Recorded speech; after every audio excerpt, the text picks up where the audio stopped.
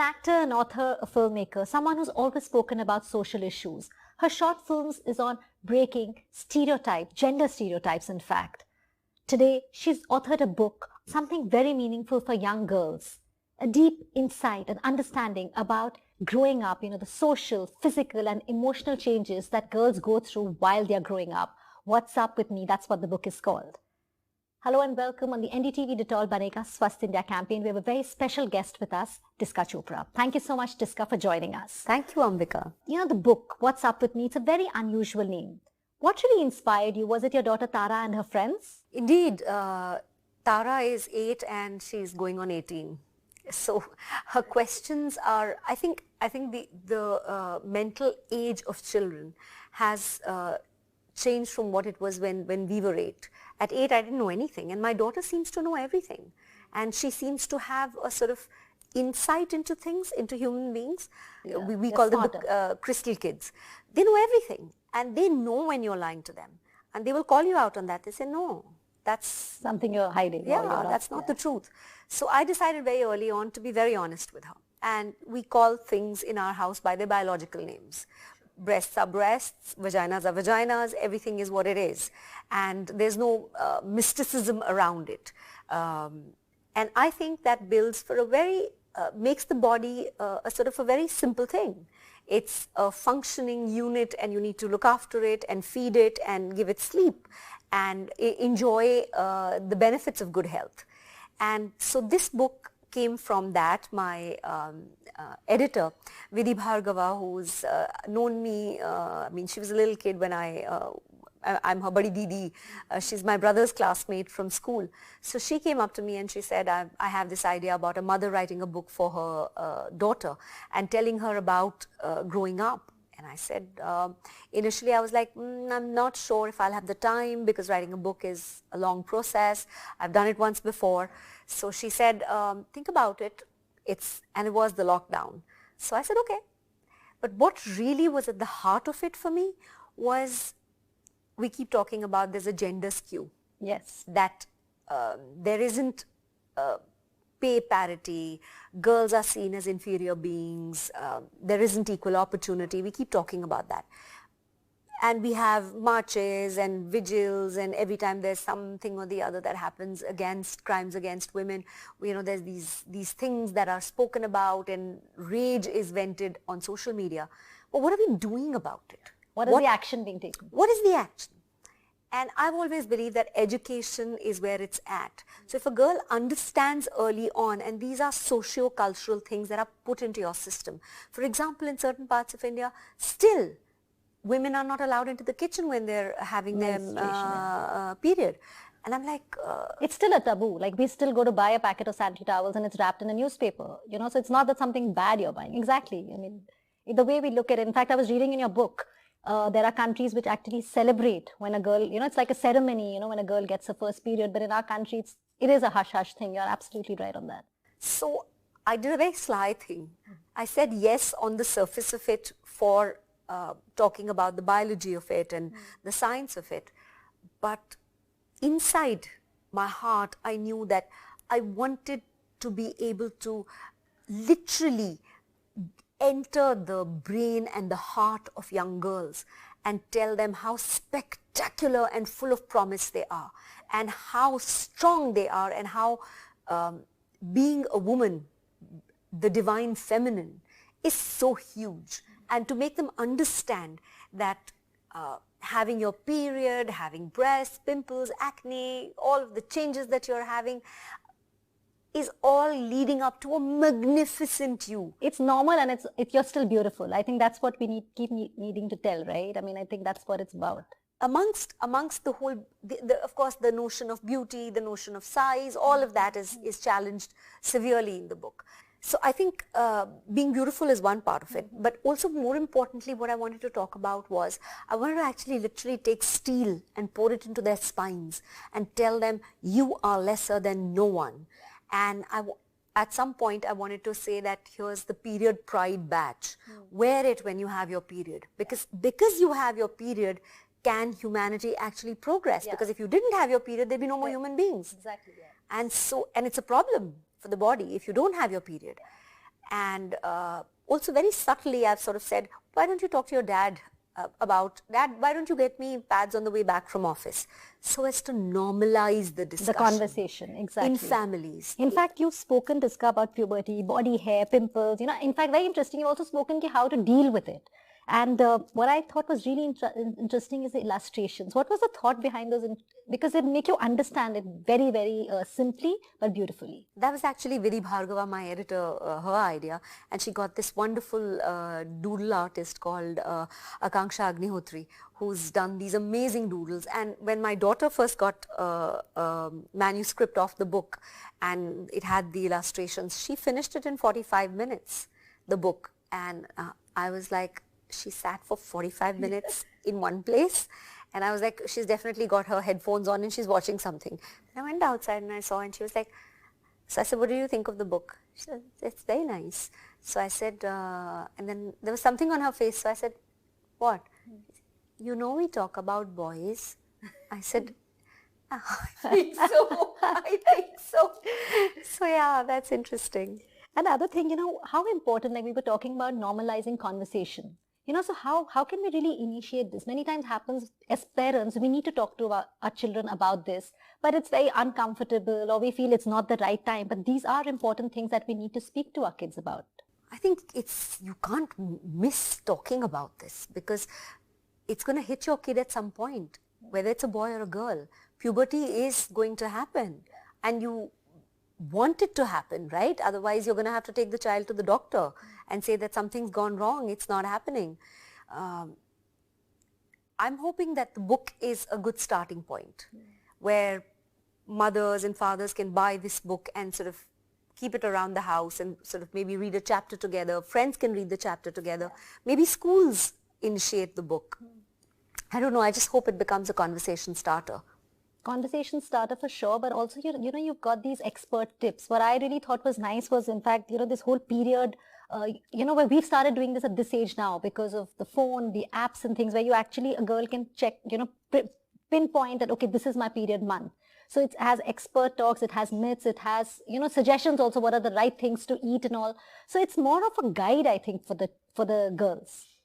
It's a lot of homegrown wisdom. Plus, there's a lot of stuff which I think people fumble with. For example, buying your first bra. It can be a very big adventure. With your father or with your mother to go and buy your first bra. How do you measure? Whether you measure the waist or you measure around the cups. How do you get the right fit? So the world has changed to become very specific in certain ways, and you get things for every single specification. So there's pads for heavy flow, for light flow, there are eco-friendly pads, there's all sorts of things. So huge basket of range for everything now. It's just about knowing it. I think the awareness is somewhere still lacking, but at least we're talking about it. In fact, when I was reading this book, Tiska, I really felt that it's a very well explained biology chapter, but what I loved about it was the emotional aspect, because that's really important. Even in schools and all, we talk about the physical aspect. We don't understand, or we don't try and tell a child that emotionally also, how the hormones will change. So you've really got that well as well. Thank you so much. I tried really hard because I think the bodily changes are bodily changes, and that's going to happen. But how do you process that change internally? How do you deal with it? What you make of it? So a lot of kids at that age, because they're not sure, they'll start looking at people to the left or to the right, and somebody's got bigger breasts, somebody's got bigger hips, somebody's taller, somebody's shorter, somebody's got no problems with their skin. So you're going to start wondering, suddenly you have hair sprouting all over your body and you're wondering, what happened to me? Did I just turn into a bear or something? So, you need to give them a sense of what is the broad area to expect, and yet keep saying it's normal. It's okay. And there are solutions to everything. Yeah, I think just talking to them and making them comfortable. In fact, menstruation, what we were talking about, it's still a taboo in our country. Tiska, how do you think we can really overcome that? Because at one time, we're talking about, okay, there's a basket of products, we can choose from. But unfortunately, in our country, still millions of women don't have access to hygiene products. How can we really get over this taboo? I think education. I think this should start at school. It should be mandatory. As we were talking right now, that you have 2 sons yourself and that you want them to read this book, because boys should know about girls and girls should know about boys, and this whole gender divide should not be a divide. it should be a soft flow. I don't think there is a masculine and a feminine so strongly. It's much softer. Women need to be in touch with their masculine side, and men need to be in touch with their feminine side, and accept and embrace each other, and that line should be blurred somewhat. Roles shifting, like sharing of domestic chores. It's a whole other conversation. In fact, what you were saying, I think, again, something which is really tackled well, what you said about kids, in school also they're taught about this, but it's again, boys are told separately. It's very important that girls and boys are compassionate and understand each other's growth process. I think that's something which, again, you've spoken about it. You have a full chapter on the boys so that girls understand. So I think that's, again, a great thought. I hope it is, because they have a great deal of curiosity, and rather than misinformation, somebody telling them something, giving them all sorts of weird ideas about what happens, can be very misleading. So having the wrong kind of information can sort of set them off on the wrong path, and then unlearning is a huge challenge. So starting out, if they have their biology correct, their information correct, no one can give them crap. Mm-hmm. So how has your daughter reacted to it? Is she excited? Obviously, she's what's really inspired you, an 8-year-old girl. How is she taken to it? She's, this sounds like I'm a little egoistic, but everyone in the family is writing books. My dad's written a few. My husband's written a few. So she thinks I've just written, that. So she's like, yeah, you write another. And she's actually writing a book of her own. Oh, she's like, I want to have a book launch too. It truly runs in the family. So she's finished writing, I think, 4 stories. And she's planning to write another 4. And we want to help her publish the book. And they're very interesting stories, which she's thought up herself. She's, of course, a fiction writer. Of course, 8 years, and she's full drama. So looking forward to that as well. So we're just going to take a short break. We have Tiska with us, and coming back is a lot more exciting conversation.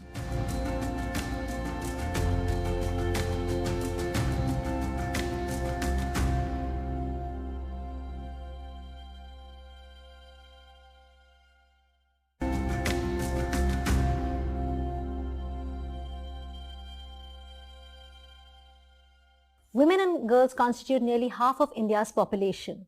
But when we look at the gender disparities, it's huge. It's critical when it comes to education, health, workplace, home, in fact, everywhere.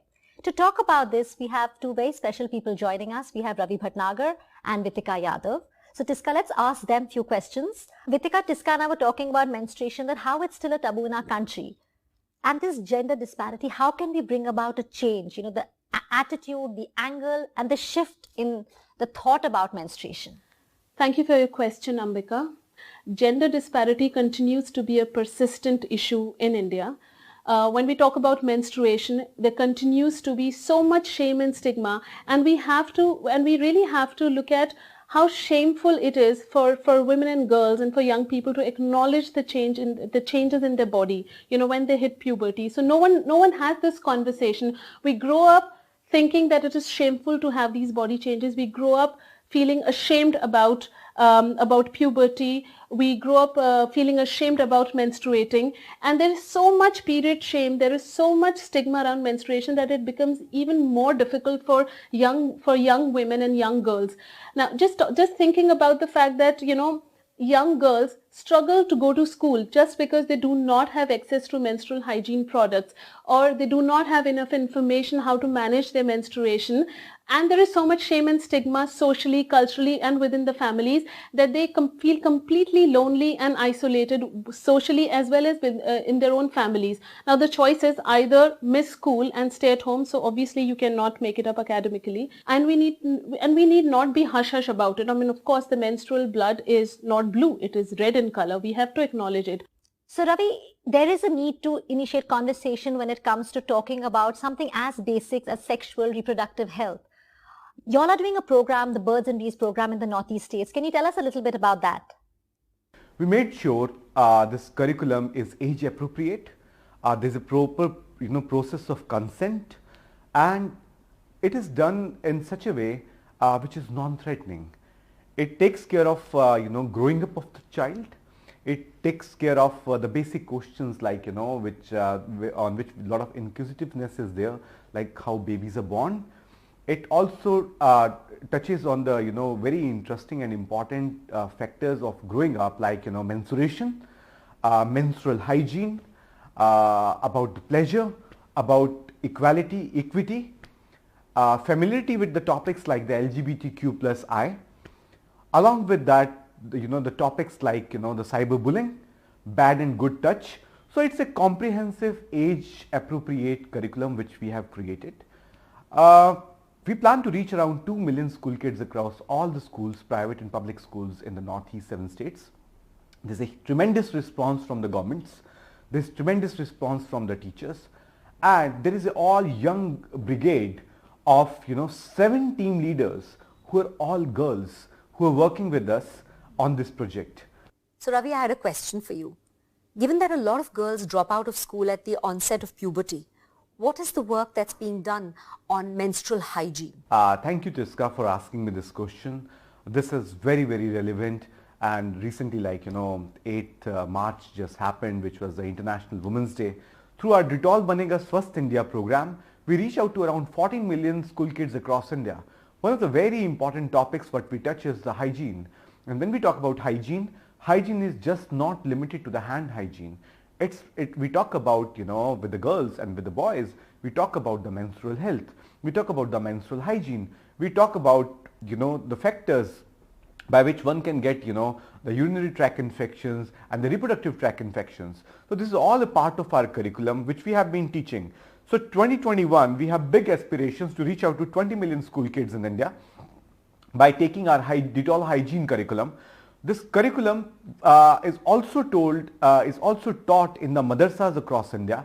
Right now, 100,000 girls are getting benefit directly out of this particular work what we have been doing. Vitika, how important is it to start young, to teach young girls about reproductive health? Because only a healthy girl can become a healthy woman. What do you think? Thank you, Tiska, for this question. When we speak about young people, especially women and girls, it is so important to think about their right to take decisions based on information, based on quality information that they have had, because that can really have some life-changing impact on their decision making. Now imagine if an adolescent girl, avoids teenage pregnancy, does not get pregnant at a young age, is able to attend school. It can have significant impact on her future, on economic opportunities. Now in this context, I think the most important thing that I feel is, how do we make quality information and education available to young people, especially to women and girls? How do we make sure that there is comprehensive sexuality education that is accessible, that is provided in school, that they can also access out of school? How they're able to act on that information, and how do we connect that information to service delivery? That's also one of the things that we are trying to do under the Birds and Bees program, which has been rolled out in the Northeast, and it's a very ambitious program. We of course want the program to go pan-India and to be able to have information and quality information accessible to all young people, and especially women and girls, because we know when they have information, when they have access to information, when they are able to take control of their own bodies, they will be able to take informed decisions about their own bodies and about their own well-being. Thanks, Ravi and Vitika, for joining us. Tiska, would you like to give a message to the young girls and their parents also who will be reading the book? Ambika, it's the 21st century. Pertaining to things that are absolutely natural. Why should there be such a hue and cry about a woman's period? It happens every month. There are millions. Half of the human race has their period. Half of Earth has their period. What's the big deal? It's about time we brought it out into the open, discussed it, and let everyone, men and women, understand the importance, the biology of it, and then let it be. Yeah. And the other thing is, like I mentioned at the start of the interview, that there is a great deal of pride, because women take that responsibility of birthing a child. And the start of birthing a child starts with your period. Yeah, Because if you didn't have your period, you would not be able to have a child. Yeah. So I think that is a sense of deep power and pride that a woman or a young girl needs to have. And parents need to impart that to her and say, kid, you're on your way to becoming a woman. And I would go so far as to say that girls should be given a period pride badge so that they can wear it during their periods. And everyone looks at them and says, hey, we need to support this person because they're on their way to becoming a woman. Yeah, woman. Yeah. And that's what the book says, what's up with me. I think that's what the girls are going to really be thinking about, that it's totally normal. Yes. Thanks so much, Disca, for joining us in this beautiful conversation. Thank you so much, Ambika.